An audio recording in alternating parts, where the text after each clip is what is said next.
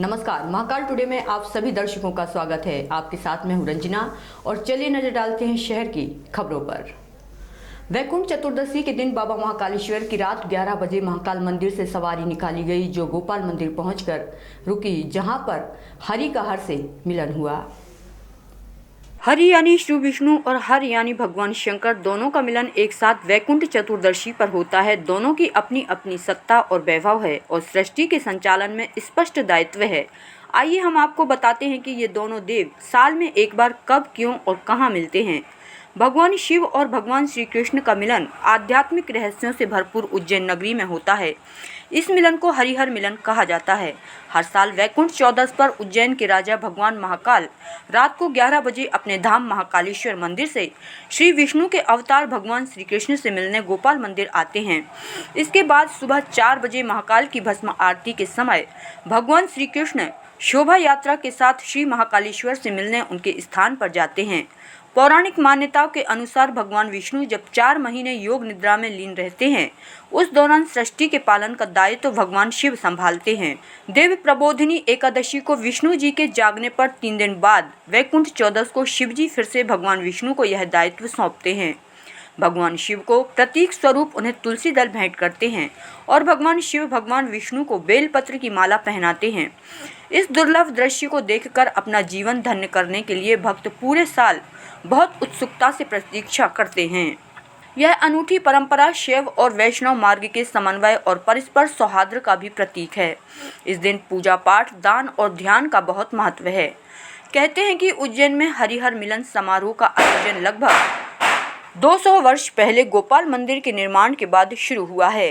वैकुंठ चतुर्दशी महापर्व भगवान शिव और विष्णु का मिलन का दिन, जब भगवान विष्णु देव सोनी 11 के दिन पाताल लोक में चले जाते हैं, तो उस समय पूरे पृथ्वी का, पूरे ब्रह्मांड का जो चार्ज होता है, जो जिम्मेदारी होती है, वो महादेव जी को सौंप दी जाती है।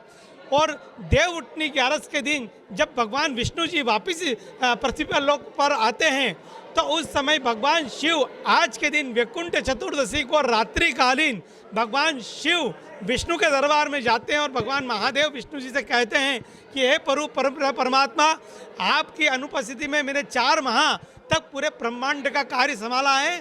अब मैं वापस से पुनः आपको ये कार्य सौंप रहा हूँ और मैं कैलाश की तरफ जा रहा हूँ।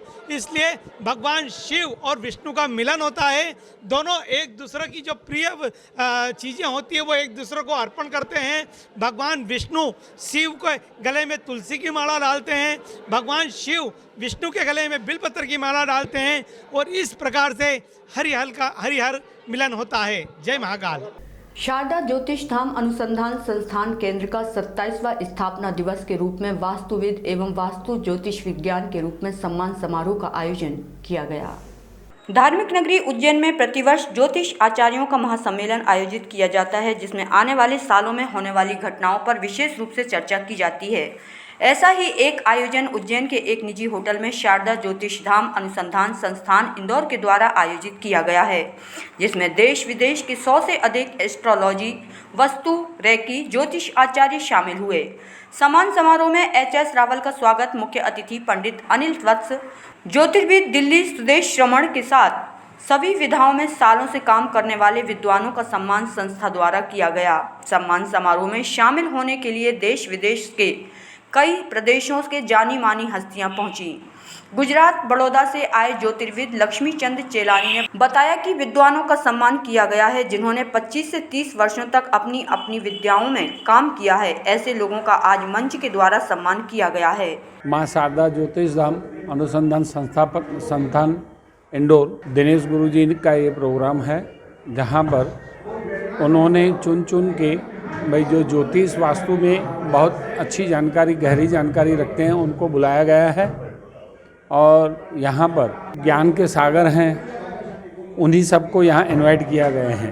ज्योतिष सम्मेलन में सम्मान समारोह रखा है, पंडित रामकृष्ण शर्मा जी की स्मृति में रखा है ये। और सभी देश विदेश से करीब 100 तरह के ज्योतिष आए हुए हैं सब, उनके सम्मान के लिए सम्मान समारोह किया गया है ये। टीकाकरण के सेकेंड डोज का विशेष महाअभियान 18 नवंबर से शुरू किया गया, जहां उज्जैन जिले के 450 केंद्रों में 1,36,000 डोज लगाने का लक्ष्य निर्धारित किया गया। उज्जैन कलेक्टर आशीष सिंह ने विशेष महाअभियान में सेकेंड डोज लगवाने के आवश्यक निर्देश अधिकारियों को दिए हैं। कलेक्टर ने बताया कि जिले में 2,77,796 लोग ऐसे हैं जो पहला डोज लगाने के बाद दूसरे डोज हेतु पात्र हो गए हैं। इनमें से 18 नवंबर को जिले में 1,36,537 लोगों को दूसरा डोज लगाने का लक्ष्य निर्धारित किया गया है।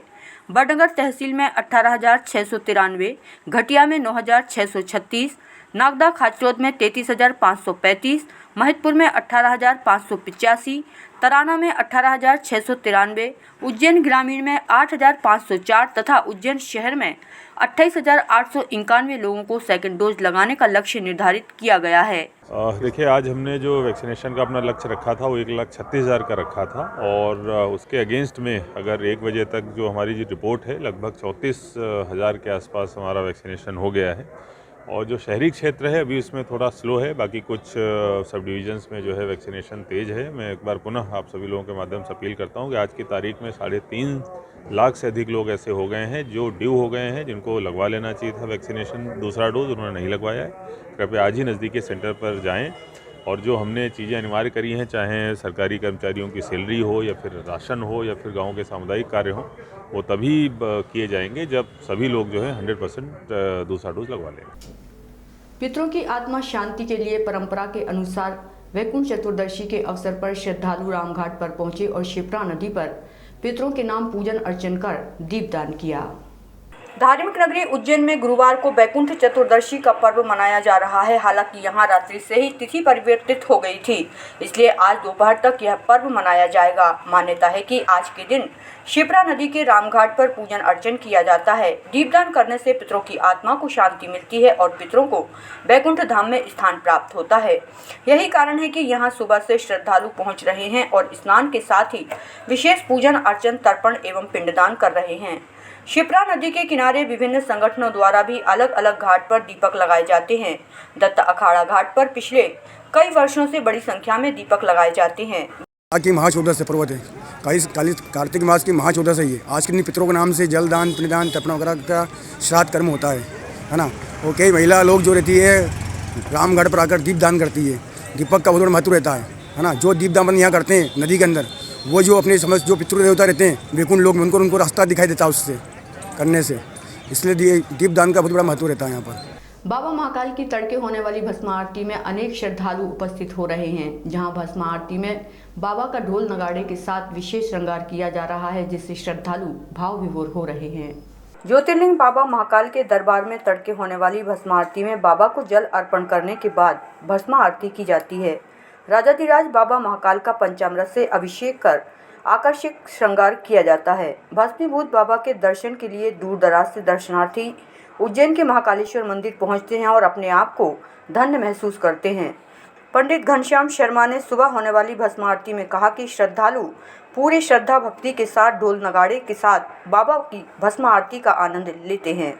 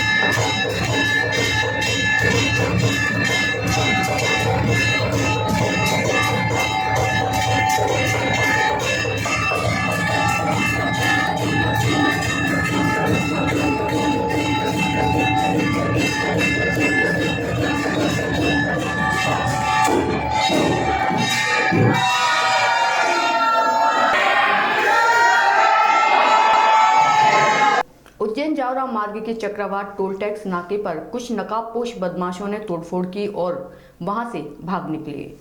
घटना कल शाम की बताई जा रही है। 8 से 10 बदमाश बाइक और 4 व्हीलर से आए हुए थे। इनके पास लाठियां थीं। बदमाशों ने आते ही टोल नाके में तोड़फोड़ शुरू कर दी। इससे टोल कर्मी दहशत में आ गए और इधर उधर भागने लगे। घटना को अंजाम देने के बाद सभी बदमाश भाग निकले। बदमाशों ने नकाब पहन रखे थे और बाइक की नंबर प्लेट पर मास्क लगाए हुए थे। पाटनी ने घटना के कारणों से अनभिज्ञता जताई। उन्होंने कहा कि ना तो किसी से कोई विवाद हुआ था और ना कोई बात थी। वे अचानक आए और तोड़फोड़ कर प्रॉपर्टी को नुकसान पहुंचाकर चले गए। इधर एएसपी अमरेंद्र सिंह ने बताया कि हमलावरों के कुछ वाहन चिन्हित कर लिए गए हैं। सीसीटीवी कैमरे के जरिए उनकी तलाश की जा रही है। घटना के कारण फिलहाल स्पष्ट नहीं है। इधर पाटनी की रिपोर्ट पर भैरवगढ़ थाना पुलिस ने मामले में प्रकरण दर्ज कर जांच शुरू कर दी है।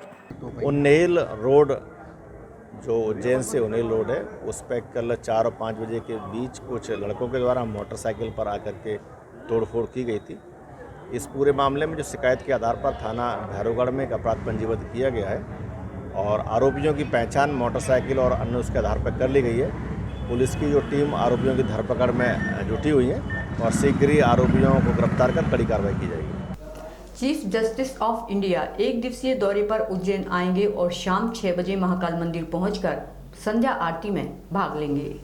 सुप्रीम कोर्ट के chief justice of India N V. Raman धार्मिक यात्रा पर उज्जैन में एक दिन के लिए रहेंगे। आज शाम को 5 बजे इंदौर से निकलकर उज्जैन के महाकालेश्वर मंदिर में शाम को होने वाली संध्या आरती में शामिल होंगे। संध्या आरती में शामिल होने के बाद वे मां हरसिद्धि रामघाट काल भैरव के दर्शन भी करेंगे। दर्शन करने के बाद देर रात को इंदौर पहुंचेंगे। शुक्रवार की सुबह होने वाली बाबा महाकाल की भस्म आरती में शामिल होने के लिए एक बार फिर chief justice of India N V. Ramana Ujjain पहुंचेंगे।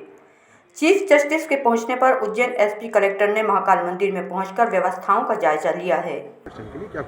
जी हाँ, माननीय चीफ जस्टिस ऑफ इंडिया शाम को पधार रहे हैं और पहले वो जो संध्याकालीन आरती है उसमें शामिल होंगे और उसके बाद में उनके भस्म आरती में शामिल होने की भी सूचना है। जो भी प्रोटोकॉल की हिसाब से और सामान्य जो व्यवस्थाएं होती हैं सुरक्षा के दृष्टिकोण से सारी व्यवस्थाएं हमारे द्वारा कर ली गई हैं और अच्छे तरीके से उनकी विजिट को जो संपादित किया जाए। आज के अंक में यहीं तक। अगले अंक में फिर मिलेंगे। तब तक के लिए नमस्कार।